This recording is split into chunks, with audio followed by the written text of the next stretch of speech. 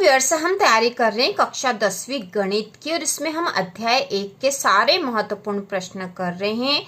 और हर अध्याय के सारे जो महत्वपूर्ण प्रश्न हम करेंगे तो लगभग 10 प्रश्न जो होंगे हर अध्याय से 10-10 ऐसे जो महत्वपूर्ण प्रश्न जो एग्जाम में आने की पूरी संभावना है हम तैयार करेंगे। तो इसी श्रृंखला में हम अध्याय 1 से शुरू कर चुके हैं और 4 जो महत्वपूर्ण प्रश्न हमने कर लिए। ये 5वां महत्वपूर्ण प्रश्न है और ये प्रश्नावली 1.2 का प्रश्न नंबर 2 है। यह प्रश्न आपको आना ही चाहिए। इस प्रश्नावली में लगभग इसी तरह के प्रश्न हैं। या तो हमें परिमेय संख्या यह सिद्ध करना है कि यह परिमेय संख्या है, तो इसमें या तो √5, √2, √3 वाली संख्या होगी, जैसा कि हमने पिछली बार प्रश्न करा था कि सिद्ध कीजिए कि √5 एक अपरिमेय संख्या है, वह वाला सिद्ध करा था। तो उसके स्थान पर यदि √2, √3 या √4 भी हो तो हम उसी विधि से उसको सिद्ध करेंगे। इसके बाद या तो इस तरह के प्रश्न हो सकते तो यह हम हल करेंगे और इसके बाद एक और तरह का जो प्रश्न आ सकता वह करेंगे। तो इस प्रकार प्रश्नावली 1.2 हमारी पूरी हो जाएगी। और यदि इससे संबंधित आपको कोई भी कठिनाई हो तो आप कमेंट करके पूछ सकते हो। तो प्रश्नावली 1.2 का प्रश्न नंबर 2 है, सिद्ध कीजिए कि 3 धन 2 √5 एक अपरिमेय संख्या है। तो ये हमें सिद्ध करना है, तो हम इसको हल करेंगे। और इसको सिद्ध करने के लिए हम इसका विरोधाभासी ही लेकर शुरू से चलेंगे और यहाँ हम लिखेंगे माना कि 3 धन 2 √5 एक परिमेय संख्या है। परिमेय संख्या है। तो हमें जो सिद्ध करना है हम उसका विपरीत लेकर चल रहे हैं। ठीक है, यहाँ हमें अपरिमेय सिद्ध करना है, लेकिन हमने यहाँ बोल दिया कि यह परिमेय संख्या है, मान लेते हैं। और परिमेय संख्या के जो नियम होंगे यदि उसके अनुसार यह सिद्ध नहीं होगा तो हम बोल देंगे कि यह गलत है हमारा अनुमान और यह एक अपरिमेय संख्या है। तो सबसे पहले हम लिखेंगे कि माना कि 3 धन 2 √5 एक परिमेय संख्या है, अर्थात हम इसे A व B दो सहअभाज्य संख्याओं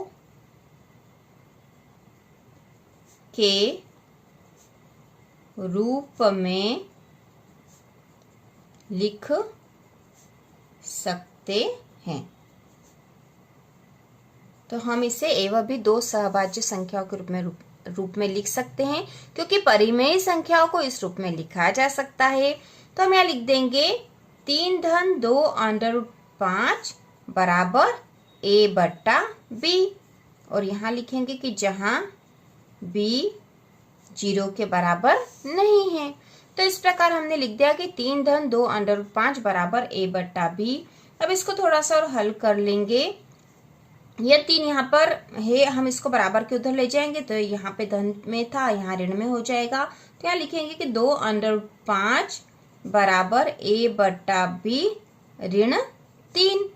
अब ये 2 है, इसको उधर ले जाने के पहले इसको थोड़ा सा हल करना पड़ेगा। तो यहाँ 3 के बट्टे 1 लिख देंगे, यहाँ बराबर के नीचे बराबर। तो इसका एलसीएम ले लेंगे B और 1 का, तो यहाँ B आ जाएगा। B से B को डिवाइड करेंगे तो 1 आएगा, 1 का A में गुणा करेंगे तो A ही आएगा ऋण। अब यहाँ पर एक को B से डिवाइड करेंगे, यहाँ B आएगा, B का 3 में गुणा करेंगे तो 3B हो जाएगा। ठीक है, ऋण का 3B। तो इस प्रकार से हल होगा। और यहाँ है 2 √5। अब इस 2 को हम इस तरफ ले जाएंगे तो यहाँ पे गुणा में था तो यहाँ पर यह भाग में चला जाएगा, मतलब बट्टे में जाएगा।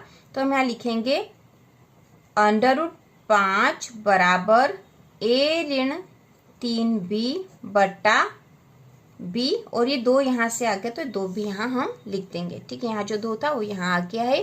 तो इस प्रकार यह जो हो गई है इसको हम समीकरण 1 नाम दे देते हैं और यहाँ लिखेंगे A व B पूर्णांक है। A व B पूर्णांक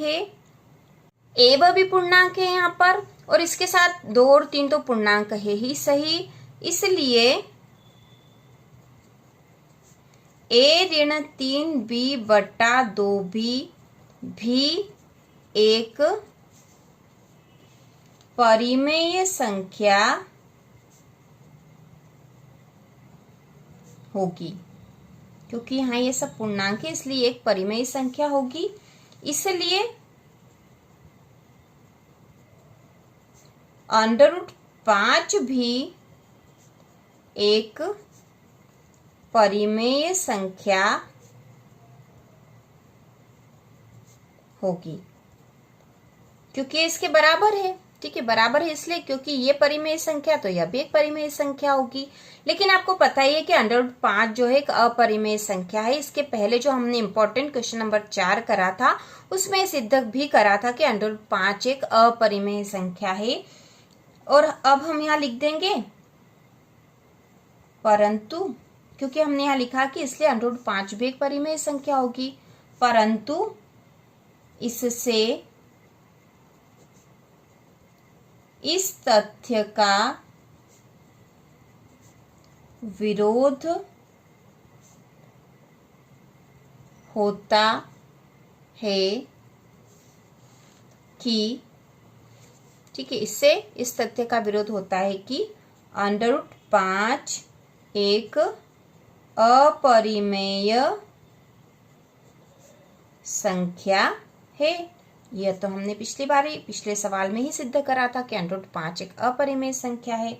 और यदि हम यहाँ इसको इसके बराबर सिद्ध कर रहे हैं और ये परिमेय है तो यह भी परिमेय होगी।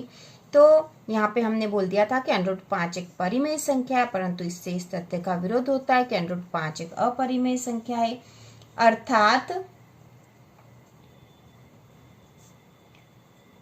हमारी कल्पना त्रुटिपूर्ण है।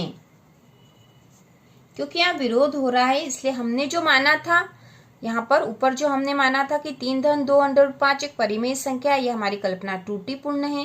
क्योंकि यदि हम इसको परिमेय संख्या मानते हैं, ठीक है, इसको यदि हम परिमेय संख्या मानते हैं तो √5 भी एक परिमेय संख्या सिद्ध हो जाता है, जबकि हमें पता है कि √5 एक अपरिमेय संख्या है। इसलिए हमने यहाँ लिख दिया है कि अर्थात हमारी कल्पना त्रुटिपूर्ण है। अतः सिद्ध होता है कि